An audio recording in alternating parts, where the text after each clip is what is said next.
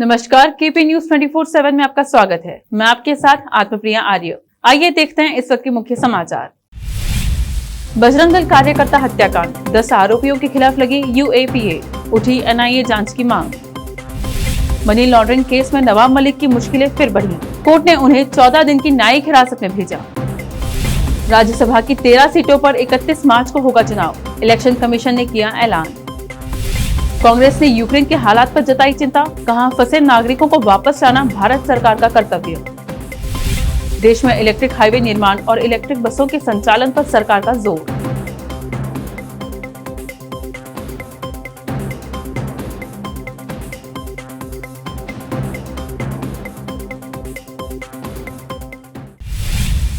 अब समाचार विस्तार से। कर्नाटक में बजरंग दल कार्यकर्ता हर्ष हिंदू की हत्या मामले में पुलिस द्वारा गिरफ्तार हुए 10 आरोपियों के खिलाफ गैर कानूनी गतिविधि अधिनियम 1967 लगाई। हर्ष की 20 फरवरी को राज्य के शिवमोगा इलाके में हत्या हुई थी। शिवमोगा विधायक और मंत्री के.एस. ईश्वरप्पा और केंद्रीय मंत्री शोभा करंदलाजे ने एनआईए जांच की मांग की है। हालांकि शुक्रवार को प्रदेश के गृह मंत्री अरागा ज्ञानेंद्र ने कहा था कि राज्य की पुलिस मामले की जांच जारी रखेगी। रिपोर्ट के अनुसार पुलिस के वरिष्ठ अधिकारी ने कहा, हत्या के पीछे बड़ी साजिश का शक है। आमतौर पर यूएपीए उन मामलों में लगाई जाती है जहां राष्ट्रीय संप्रभुता के खिलाफ साजिश का शक हो।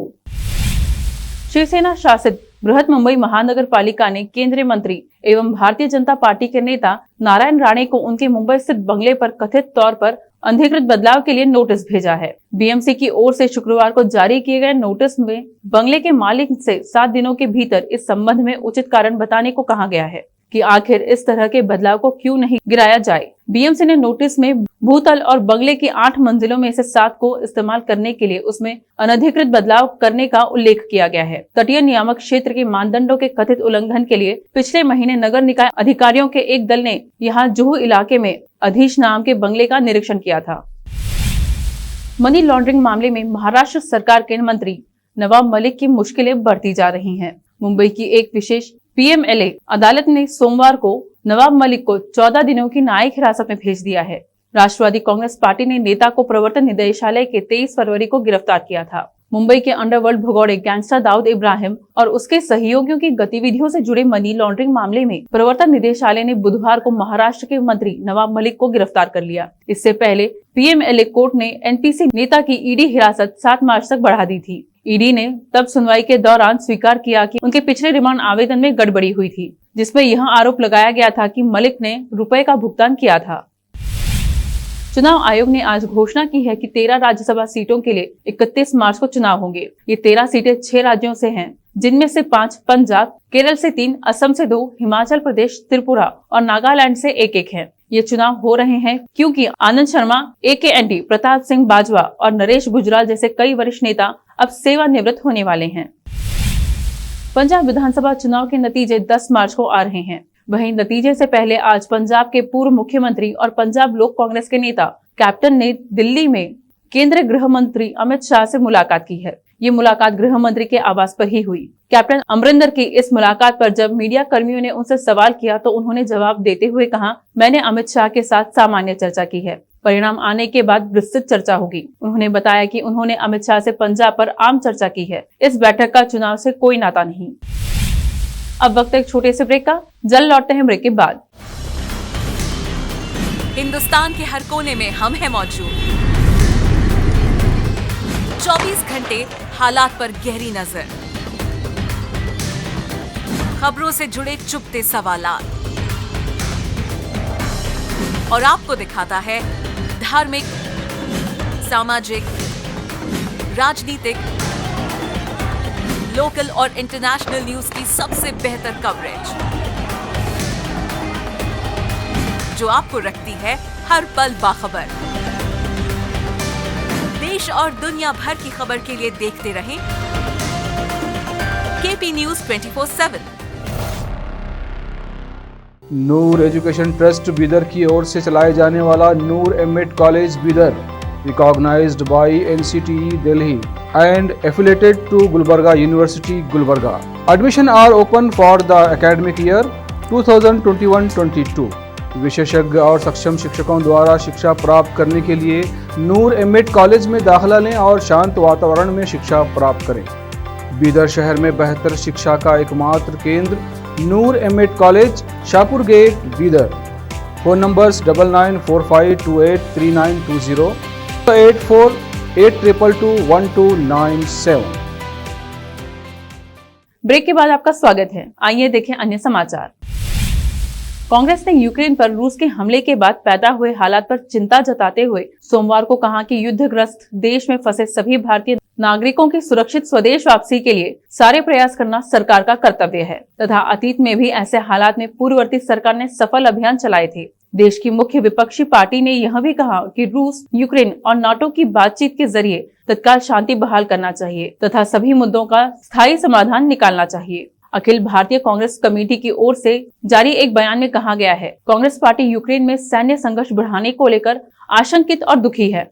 निर्दोष लोगों के मारे जाने, बड़े पैमाने पर तबाही होने, लोगों का बड़े स्तर का पलायन और मानवीय त्रासदी का विकराल रूप लेना अस्वीकार्य है। उसने कहा, हम युद्ध क्षेत्र में फंसे हुए हजारों भारतीय छात्रों एवं नागरिकों की सुरक्षा को लेकर बहुत चिंतित हैं।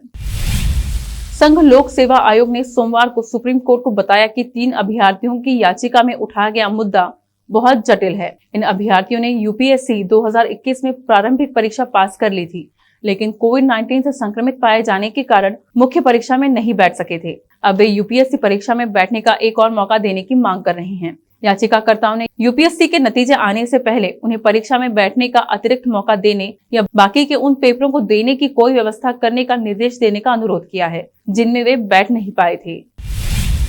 अक्सर आम लोगों की सरकारी सिस्टम से नाराजगी की खबरें सामने आती रहती हैं, लेकिन राजस्थान में एक सरकारी सेवक ही सरकारी सिस्टम के बदहाली का शिकार हो गया है। सरकारी सिस्टम लाल फीताशाही का शिकार हुआ यह सरकारी सेवक राज्य सरकार से अपने बकाया हक की मांग कर रहा है।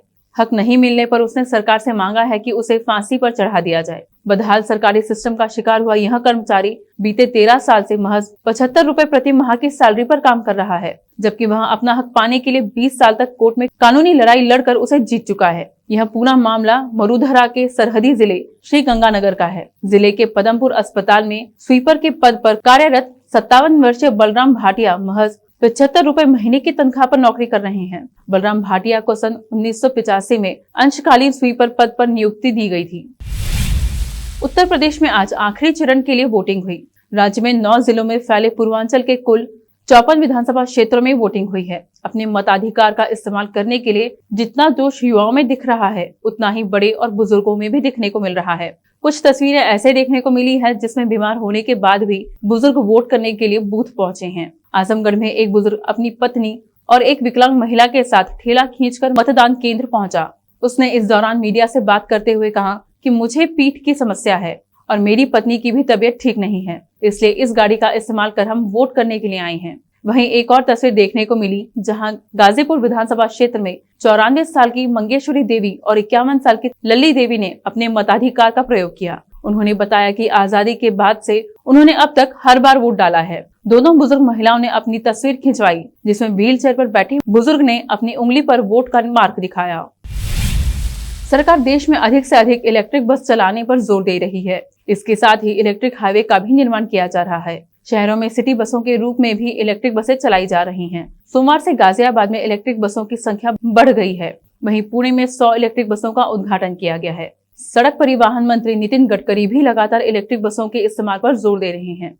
देश में सूरत, गोवा, सिलवासा, देहरादून, मुंबई, पुणे और सूरत, मुंबई, सिलवासा, गोवा, नागपुर, हैदराबाद और देहरादून जैसे तमाम शहरों में तेजी से इलेक्ट्रिक बसों का संचालन हो रहा है। बसों का संचालन करने वाली कंपनी ओलेक्ट्रा द्वारा पुणे में 150 बसों का सफलतापूर्वक संचालन हो रहा है। पुणे में 100 नई इलेक्ट्रिक बसों के जुड़ने से पुणे के नागरिक अधिक आरामदायक वातानुकूलित यात्रा का अनुभव करेंगे। इन बसों से शहर में CO2 उत्सर्जन में काफी कमी आएगी। शून्य उत्सर्जन और कई सुरक्षा सुविधाओं के साथ बसें 100% इलेक्ट्रिक हैं। चीन ने शनिवार को अपने रक्षा बजट में 7.1% की वृद्धि कर इसे $230 अरब करने का प्रस्ताव किया है, जो पिछले साल $209 अरब था। अब उसका रक्षा बजट भारत के मुकाबले 3 गुना है। प्रधानमंत्री ली कीकियांग द्वारा चीन की संसद नेशनल पीपुल्स कांग्रेस में शनिवार को पेश मसौदा बजट के हवाले से बताया कि चीन की सरकार ने वित्त वर्ष 2022 के लिए 1450 अरब युआन के रक्षा बजट का प्रस्ताव किया है, जो पिछले साल के मुकाबले 7.1% अधिक है। चीन द्वारा रक्षा बजट में वृद्धि का प्रस्ताव हिंद प्रशांत क्षेत्र में उसके द्वारा शक्ति प्रदर्शन की बढ़ती घटनाओं के बीच आया है। आखिर में फिर एक बार देखते हैं मुख्य समाचार। बजरंग दल कार्यकर्ता हत्याकांड, 10 आरोपियों के खिलाफ लगी यूएपीए, उठी एनआईए जांच की मांग। मनी लॉन्ड्रिंग केस में नवाब मलिक की मुश्किलें फिर बढ़ी, कोर्ट ने उन्हें 14 दिन की न्यायिक हिरासत में भेजा। राज्यसभा की 13 सीटों पर 31 मार्च को होगा चुनाव, इलेक्शन कमीशन ने किया ऐलान। कांग्रेस ने यूक्रेन के हालात पर जताई चिंता, कहा फंसे नागरिकों को वापस लाना भारत सरकार का कर्तव्य। देश में इलेक्ट्रिक हाईवे निर्माण और इलेक्ट्रिक बसों के संचालन पर सरकार का जोर।